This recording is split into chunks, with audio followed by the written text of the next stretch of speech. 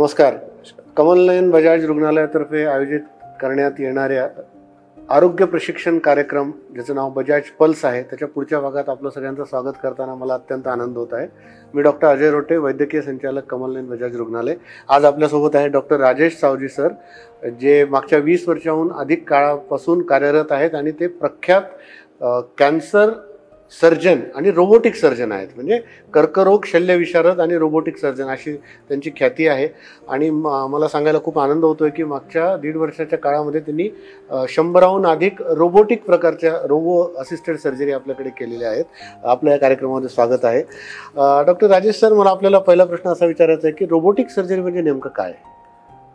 जसं आपण कन्व्हेन्शनली आधीपासून एक उघडं टाक्याचं ऑपरेशन करत होतो की पोटाच्या आतलं ऑपरेशन करायचं तर आपण पोट पूर्ण चिरून आतमध्ये जाऊन त्या अवयवापर्यंत पोहोचायचो आणि मग ऑपरेशन करायचो त्याचं.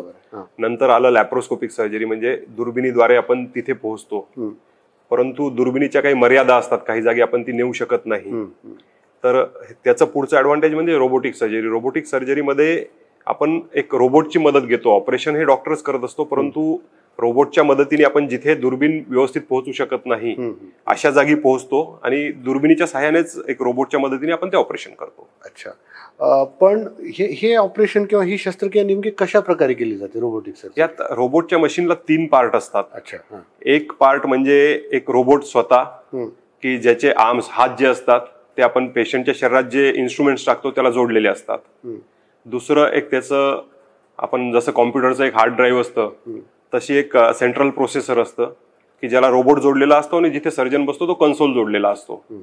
की ते आपण तिसऱ्या ज्या आर्म्सवर सर्जन बसलेला असतो कन्सोलवर, तिथे त्या कन्सोलवर जेव्हा सर्जन किंवा मी ऑपरेशन करायला बसतो तेव्हा मला जे पाहायचं असतं ते एक 3D व्हिजन मध्ये आणि 10 पट मॅग्निफाईड दिसतं. म्हणजे नॉर्मल डोळ्याने दिसतं त्याच्यापेक्षा 10 पट मॅग्निफाईड दिसतं. आणि माझ्या हाताला त्याचे, जसे आपण व्हिडिओ गेम्स खेळताना त्याचे कन्सोल असतात तसे त्याचे कन्सोल हे माझ्या हाताला आणि पायाला ऑपरेट करायला असतात. बरोबर.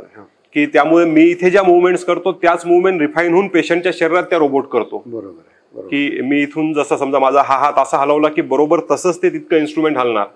फक्त यातले ऍडव्हान्टेजेस हे आहेत की नॉर्मली माणसाचं वयासोबत ट्रिमर्स येतात. बऱ्याच लोकांना हाताला कंप पावणे ट्रिमर्स ह्या असतात किंवा सडनली एखादी जर्की मुवमेंट होते. या मुवमेंट्स मी इथे करण्याचा प्रयत्न केला तरी रोबोट ते फिल्टर करतो, त्या मुवमेंट्स तिकडे होत नाही. त्यामुळे रिस्क जी असते शस्त्रक्रियेची ती कमी होते. आणि तर असं हे 3 पार्ट मध्ये जोडलेली मशीन असते की ज्यात ऑपरेशन हा सर्जनच करत असतो, पण डायरेक्टली पेशंटच्या म्हणजे बाजूला उभं राहून न करता कन्सोलवर बसून हे ऑपरेशन करतो.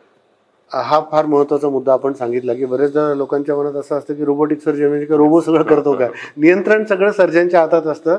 रोबो कुठलं काम करणार ते सुद्धा सर्जनच नियंत्रित करतो. ही फार महत्वाची गोष्ट आहे. सर, कुठल्या प्रकारच्या शस्त्रक्रियांमध्ये रोबोटिक सर्जरी करता येऊ शकते? आपण पोटाच्या आतमधले आणि छातीच्या आतमधले कुठलेही ऑपरेशन जे आपण दुर्बिणीने करतो ते रोबोटनी करू शकतो. परंतु काही गोष्टी अशा आहेत की ज्यात आपलं दुर्बिणीचं ऑपरेशन साधं किंवा इव्हन आपण डोळ्यांनी उघडही करायचं तेव्हा काही काही जागी आपल्याला पोहोचायला खूप त्रास होतो. जसं मी उदाहरण म्हणून सांगेल, एक प्रोस्टेट ग्रंथीचे कॅन्सर असतात. प्रोस्टेट ग्रंथी लघवीच्या रस्त्यातली ग्रंथी असते जी आपल्या पोटात, ओटी पोटात एकदम खालच्या शेवटच्या टोकाला असते.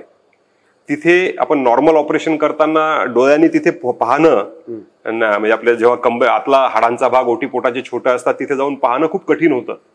तर तिथे जाऊन ती ग्रंथी काढणे, त्याच्यानंतर परत लघवीची नलिका जोडण्याचे टाके घेणे हे उघड्या डोळ्यांनी किंवा इव्हन लॅप्रोस्कोपीच्या दुर्बिणीनेही खूप कठीण होतं. तसंच किडनीचे ऑपरेशन्स असतात ज्यात आपल्याला अर्धी किडनी काढायची असते ट्युमरसाठी. अन्ननलिकेचे छातीच्या आतमधले ऑपरेशन्स, फुफ्फुसाचे ऑपरेशन्स, हे जे ऑपरेशन्स आहेत हे आपण उघडे जेव्हा आपण डोळ्यांनी किंवा दुर्बिणीने करायला जातो तेव्हा बरेच रिस्ट्रिक्शन्स येतात. परंतु रोबोटच्या मशीननी हे ऑपरेशन करणं खूप सोपं जातं. तर प्रॅक्टिकली आपण पोटाच्या आणि छातीच्या आतमधले कुठलेही ऑपरेशन्स जे आपण उघडे टाक्याचे किंवा दुर्बिणीचे करू शकतो ते रोबोटनी करता येतात. फक्त विथ ऍडेड ऍडव्हान्टेज ऑफ एकतर 3 डायमेन्शनल व्हिजन, दुसरं 10 पट मॅग्निफाईड व्हिजन, तिसरं एक मेजर ऍडव्हान्टेज जो रोबोटचा असतो की आपला नॉर्मल माणसाचा जो हात आहे आपण असा हलवू शकतो, असा हलवू शकतो. आपली मुवमेंट इतकीच असते. बरोबर. ही लेस दॅन 180 डिग्री मुवमेंट आहे. परंतु रोबोटचे जे आर्म्स आहेत ते असे 360 डिग्रीज मध्ये आपण पाहिजे तसे हलवू शकतो. रोबोटचे जे इन्स्ट्रुमेंटच्या टिप्स असतात त्या एकदम पाहिजे तसे हलतात. बरोबर. तर त्यामुळे काय होतं की आपण जेव्हा डीप कॅव्हिटीमध्ये जातो एखाद्या गोष्टीच्या पाठीमागून जाऊन आपण हात असा उलटा करून त्यांनी ऑपरेशन करू शकतो. बरोबर. हा रोबोटचा एक मेजर ऍडव्हान्टेज हा खूप महत्वाचा फायदा आपण सांगितला की मनगटाची जी मुवमेंट आहे त्याला मर्यादा आहेत आपल्या मानवी शरीराच्या, त्याच्या पुढे जाऊन रोबोट आपल्याला मदत करतो, ते फार महत्वाचं आहे. पण याच्याशी संबंधित एक जिव्हाळ्याचा प्रश्न बरेचदा सर्वसामान्य जनतेच्या मनात असतो की याच्यामुळे आपला खर्च वाढतो का, रोबोटिक सर्जरी जास्त खर्चिक आहे का? निश्चित थोडा आपल्या रुटीन उघड्या टाक्यांच्या शस्त्रक्रियेपेक्षा किंवा दुर्बिणीच्या शस्त्रक्रियेपेक्षा रोबोटची शस्त्रक्रिया थोडी महाग आहे. याचं कारण आहे रोबोटची एक इनिशियल इन्व्हेस्टमेंट. रोबोटची कुठलीही मशीन एक साधारण 10 कोटीच्या वर मशीनची कॉस्टिंग आहे, त्याचा मेंटेनन्स येतो आणि पेशंटच्या अंगामध्ये आपण जे इन्स्ट्रुमेंट्स टाकतो रोबोटच्या, त्या इन्स्ट्रुमेंट्सची एक जी कॉस्टिंग आहे ते डिस्पोजेबल असतं. म्हणजे त्या इन्स्ट्रुमेंटला एक लाईफ असते की प्रत्येक इन्स्ट्रुमेंट्स आपण एक 10 पेशंटला वापरू शकतो, 7 पेशंटला वापरू शकतो, असं ते ठरलेलं असतं की त्यानंतर ते, कारण हे इन्स्ट्रुमेंट्स एकदम फाईन असतात, त्याचे जे टिप्स आहेत हे जसे सोनाराचे इन्स्ट्रुमेंट्स असतात तसे इन्स्ट्रुमेंट्स आहेत त्याच्या टिप्स. तर ह्या काही दिवसानंतर ते बोथड झाल्यावर ते वापरणं हे रिस्की होतं. बरोबर. त्यामुळे त्याच्या फिक्स लाईफ असतात. जसं आपण उघड्या टाक्यांच्या शस्त्रक्रियेचे इन्स्ट्रुमेंट वर्षानुवर्ष वापरतो जोपर्यंत ते खराब होत नाहीत, तसं रोबोटला आपल्याला करता येत नाही. त्यामुळे जे डिस्पोजेबल इन्स्ट्रुमेंट्स आहेत त्याची कॉस्टिंग थोडी वाढते. परंतु ही कॉस्टिंगचा दुसरा आपण अंगाने विचार केला की जसं आपण उघड्या टाक्याचं एखादं समजा गर्भपिशवी काढण्याचं ऑपरेशन केलं तर यानंतर पेशंट हॉस्पिटलला एक 7 ते 8 दिवस राहतो, जास्त दिवस राहावं. रोबोटनी आपण गर्भपिशवी काढण्याचं ऑपरेशन केलं तर दुसऱ्या दिवशी सकाळी पेशंटला घरी पाठवता येतं.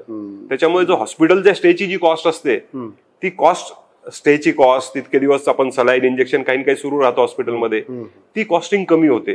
म्हणजे रोबोटच्या इन्स्ट्रुमेंटची जी कॉस्ट वाढते ती कुठेतरी पार्टली कॉम्पन्सेट होते, पूर्णपणे नाही होत पण तरी पार्टली. आणि आता कसं होतं की बरेच वर्ष ही रोबोट एकच डाविंची नावाची कंपनी होती की ज्यांचं पेटंट होतं. तर आता गेल्या 2 वर्षामध्ये एक 4-5 नवीन कंपनीचे रोबोट आलेत आणि जसं आपण मार्केटमध्ये प्रत्येक गोष्टीचं पाहतो की कॉम्पिटिशन वाढली की आपोआप रेट्स कमी होतात, किमती कमी होतात. त्याप्रमाणे काही दिवसात याची किंमत निश्चित कमी होईल, आणखीन कमी होईल, तेव्हा मग ते आणखीन जास्त स्वस्त होईल. हे बऱ्याच गोष्टी, बरेच फायदे तर आपण बोलता बोलता आपण सांगितलेलेच आहेत. पण काही विशिष्ट आपल्याला असे काही फायदे सांगावेसे वाटतात की रोबोटिक सर्जरी केल्यामुळे हे डिस्टिंक्ट फायदे होतील पेशंटला आपल्याला असे? हो निश्चित. जसं मी सांगितलं की एक सर्जनला मॅग्निफाईड विजन असल्यामुळे तुमची सर्जरी खूप रिफाईंड होते, अचूकता येते. त्यानंतर आता मी जसं 10 पट मॅग्निफाईड उघड्या डोळ्यांनी पाहून एखादी गोष्ट समजा आतमध्ये मी एखादा अवयव कापतोय तर त्याच्यापेक्षा 10 पट मॅग्निफाईड करताना मला त्याच्या जे रक्तवाहिन्या असतात, नसा असतात, त्या जास्त मॅग्निफाईड दिसतात. त्याच्यामुळे मी त्या छोट्या छोट्या पकडत जेव्हा ऑपरेशन करतो तेव्हा सर्जरीची रिफाईनमेंट खूप जास्त असते. त्यानंतर रक्ताचा जो म्हणजे सर्जरीमध्ये ब्लड लॉस होतो, आपलं रक्तस्राव आहे ते खूप कमी प्रमाणात होतो.